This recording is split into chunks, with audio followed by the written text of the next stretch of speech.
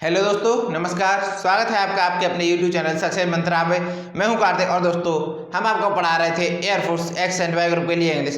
दोस्तों इंग्लिश में हमारे कल ट्रांसफॉर्मेशन ऑफ सेंटेंस वाला चैप्टर है जो खत्म हो गया और उसके बाद हम आपके सामने एक नया चैप्टर लेकर उपस्थित है। तो दोस्तों आज हम पढ़ेंगे एक नया चैप्टर जिसका नाम है नरेशन। दोस्तों नरेशन हुआ, इसको दोस्तों दूसरी भाषा में डायरेक्ट एंड इनडायरेक्ट स्पीच भी कहते हैं। ठीक है, तो चलिए दोस्तों देखते हैं नरेशन क्या होता है, इसका किस प्रकार यूज करते हैं हम। तो चलिए स्टार्ट करते हैं। तो सबसे पहले देखते हैं दोस्तों नरेशन। नरेशन, ठीक है, इसको दोस्तों हम क्या कह सकते हैं, डायरेक्ट एंड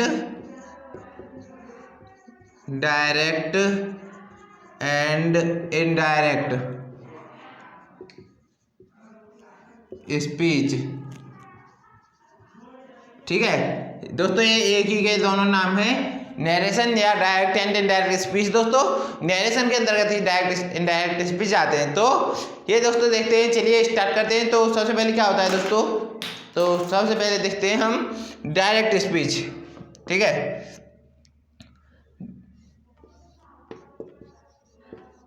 डायरेक्ट स्पीच।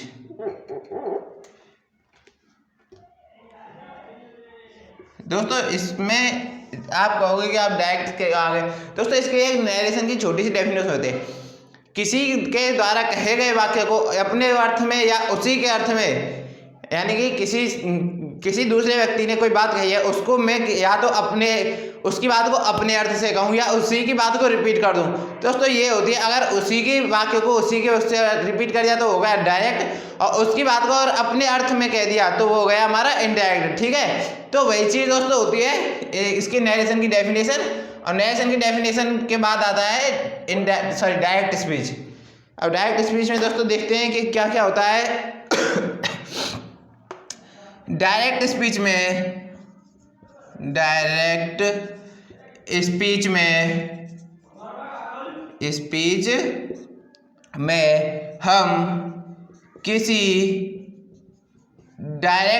में हम किसी अन्य व्यक्ति द्वारा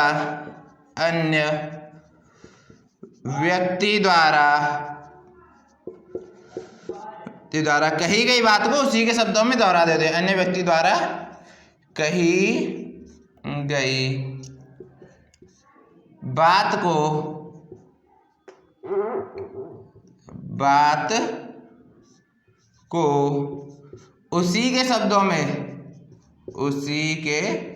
गई बात को उसी के शब्दों में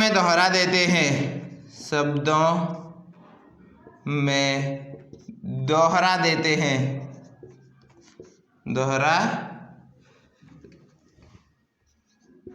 देते हैं। ठीक है दोस्तों, डायरेक्ट स्पीच में हम किसी व्यक्ति द्वारा कही गई बात को उसी के शब्दों में दोहरा देते हैं, उसे हम कहते हैं डायरेक्ट स्पीच दोस्तों। ठीक है, तो जैसे example,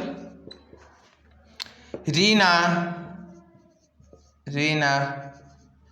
said to me, comma लगाएंगे और यहाँ पे inverted comma, I have a car. ठीक है, ये यहाँ पे इन्वर्टेड कॉमा बंद और यहाँ पे ये फुल स्टॉप। देख लीजिए दोस्तों, यहाँ पे ये सेंटेंस में हमने एक एग्जांपल लिया है। तो Reena said to me, Reena ने मुझसे कहा कि आई हैव अ कार, मेरे पास एक कार है। तो जो बात रीना ने मुझसे कही है वही सेम चीज मैं आपको बता रही हूँ। जैसे इस एग्जांपल में कह रहा है कि आई हैव अ कार, तो रीना ने मुझसे कहा, यानी रीना ने मुझसे कहा आई हैव अ कार। ठीक है, तो ये तो हो गया डायरेक्ट स्पीच। अगर हम इसको इनडायरेक्ट में देखेंगे तो क्या होगा, सेड टू का डायरेक्ट टोटल लगाएंगे, यहाँ पे डेट लगाएंगे। चलिए वो चीज़ आगे सिखाते हैं दोस्तों, तो नोट कर लीजिए आप इसे। अब देखते हैं हम इनडायरेक्ट स्पीच क्या होता है। तो पहले आप इसे नोट कर लेंगे, फिर देखेंगे इनडायरेक्ट स्पीच।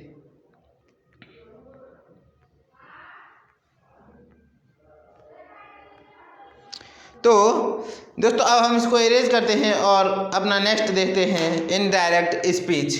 तो चलिए इरेज कर देते हैं पहले से। अब देखेंगे दोस्तों हम इनडायरेक्ट स्पीच।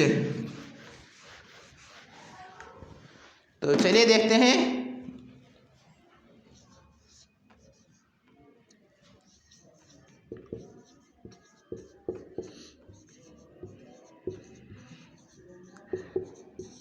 इनडायरेक्ट स्पीच, वो तो दोस्तों था हमारा डायरेक्ट स्पीच और ये है हमारा इनडायरेक्ट स्पीच। तो इसमें क्या करते हैं हम, इनडायरेक्ट स्पीच में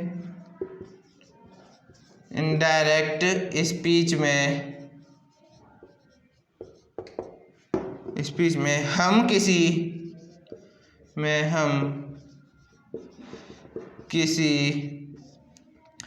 अन्य व्यक्ति द्वारा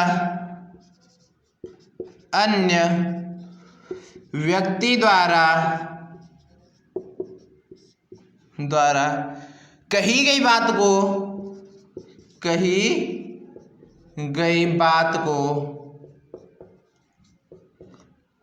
गई बात को अपने शब्दों में प्रस्तुत करते हैं,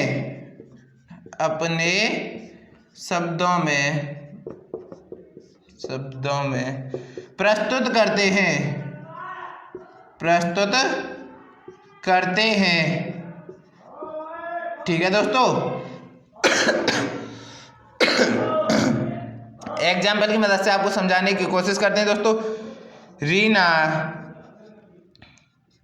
told me that she had a car,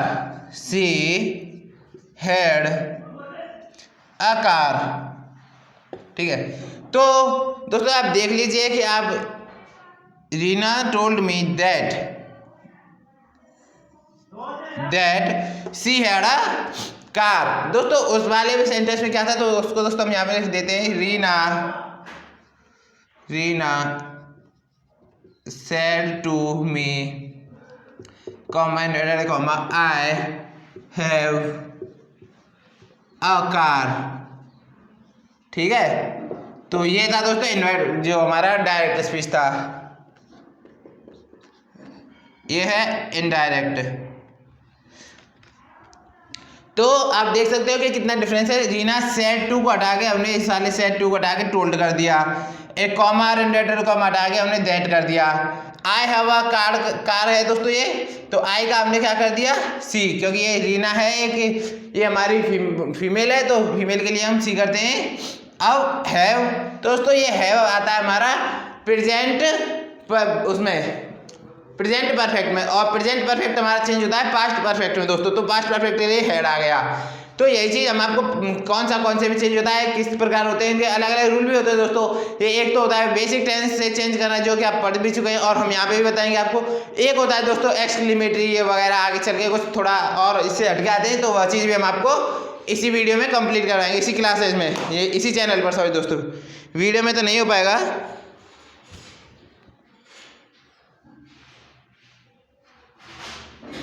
अब दोस्तों चलिए इसे इरेज करते हैं और देखते हैं। अब हम डायरेक्ट स्पीच के दोस्तों दो भाग होते हैं, ठीक है। ये तो हो गया दोस्तों एक बेसिक के कौन सा डायरेक्ट होता है, कौन सा इनडायरेक्ट होता है। जो दोस्तों इनवर्टेड कॉमा जिसमें लगा हो तो वो तो है डायरेक्ट, और जिसमें इनवर्टेड कॉमा नहीं लगा हो वह होता है हमारा इनडायरेक्ट, ठीक है। तो चलिए दोस्तों अब देखते हैं इनडायरेक्ट स्पीच के पार्ट्स। तो अब आता है सबसे पहले हमारा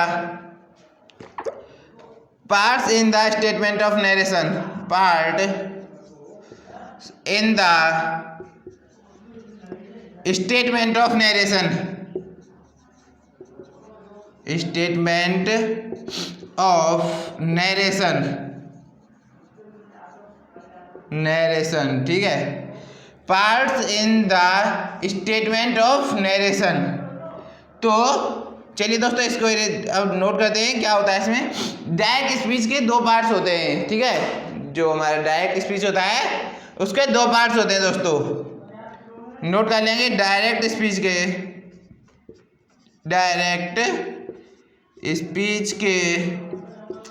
दो पार्ट्स होते हैं,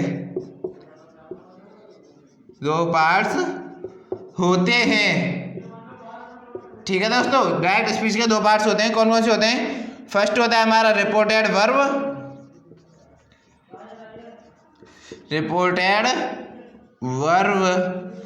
दूसरा होता है हमारा सेकंड नंबर पे reported speech.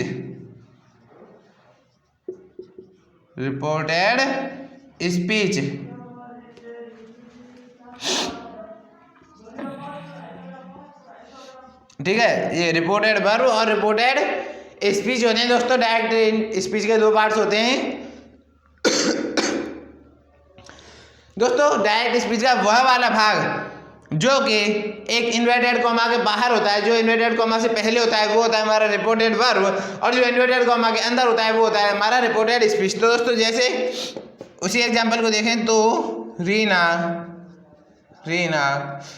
Said to me, Reena said to me, ये कॉमा हुआ यहाँ से, और ये इस वाले में आएगा inverted comma I have a car.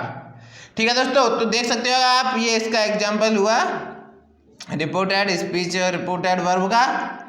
ये ठीक है। तो रिपोर्टेड वर्ब हमारी क्या होती हैं सॉरी दोस्तों, रिपोर्टेड वर्ब होती है हमारी डायरेक्ट स्पीच का वह भाग जो इन्वर्टेड कॉमा के बाहर होता है, इन्वर्टेड कॉमा से पहले यूज किया जाता है, उसे हम कहते हैं रिपोर्टेड वर्ब। यानी कि इस एग्जांपल की मदद से आप समझ सकते हो कि ये वाला एग्जांपल हमने आपको पहले बताया था, Reena said to me I have a car.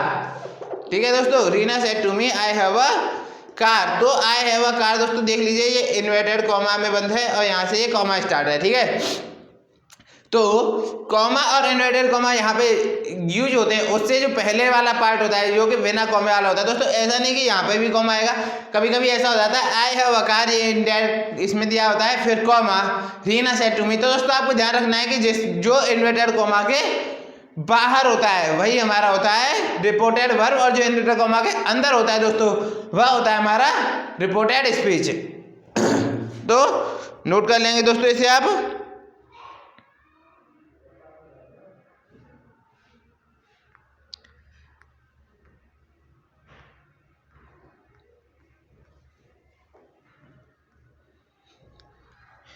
दोस्तों हम इसको रिपोर्टेड काउज भी कह सकते हैं। ठीक है, इसका एक और नाम है हमारा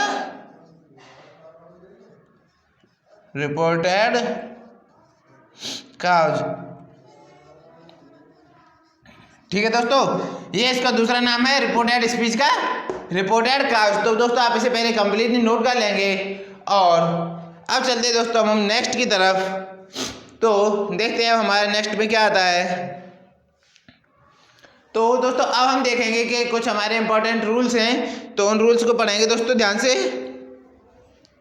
तो चलिए पहले इसको इरेज कर देते हैं। तो यहाँ पर हमारा जो बेसिक होता है वो खत्म हुआ है यहाँ पे, और यहाँ से अब थोड़ा अब हमारे रूल्स पढ़ेंगे आगे की तरफ। ठीक है, तो रूल्स पढ़ेंगे फिर हम आगे क्लास करेंगे, फिर उसके बाद दोस्तों हम आपको प्रैक्टिस करवाएंगे।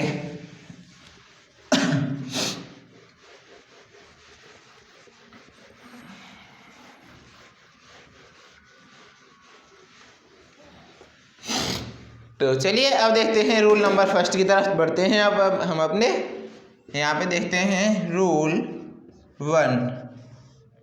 तो डायरेक्ट स्पीच से इनडायरेक्ट बनाने के लिए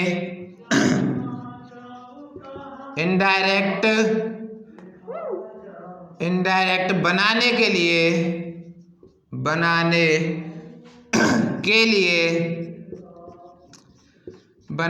लिए कॉमा इन्वर्टेड कॉमा यानी नोट कर लेंगे इन्वर्टेड कॉमा हटा दिए जाते हैं। इन्वर्टेड कॉमास यानी यहाँ पे लगाएंगे ये कॉमा, ये इन्वर्टेड कॉमास हटा दिए जाते हैं।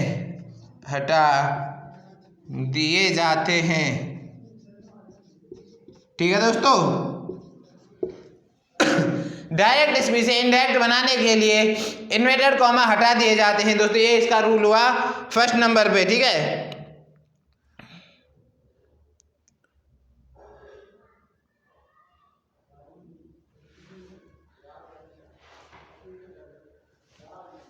तो दोस्तों चलिए अब नोट करते हैं सेकंड रूल। तो रूल सेकंड हमारा इंपॉर्टेंट रहेगा, ये तो दोस्तों बिल्कुल ही बेसिक था रूल फर्स्ट, तो ये तो आप समझ गए होंगे, लेकिन रूल सेकंड को समझना थोड़ा जरूरी है, क्योंकि यह रूल हमारा इंपॉर्टेंट है। यदि रिपोर्टिंग वर्ब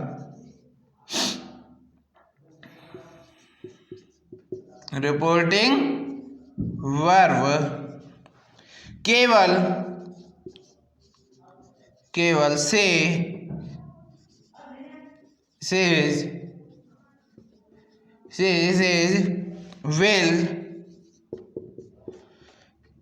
will से या shall से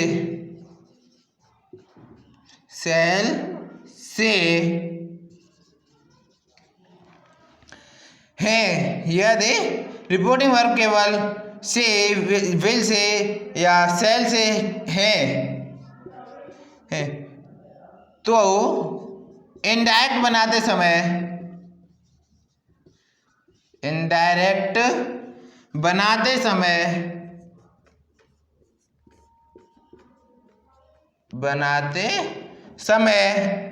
रिपोर्टिंग वर्ब में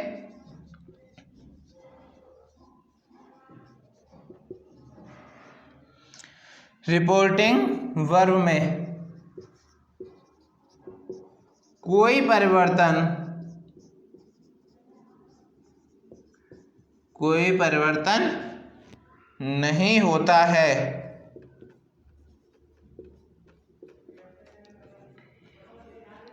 ठीक है दोस्तों, यदि रिपोर्टिंग वर्ब केवल से, विल से, शैल से या सेज है तो इनडायरेक्ट बनाते समय रिपोर्टिंग वर्ब में कोई भी परिवर्तन नहीं होता है। दोस्तों नोट कर लेंगे आप इसे।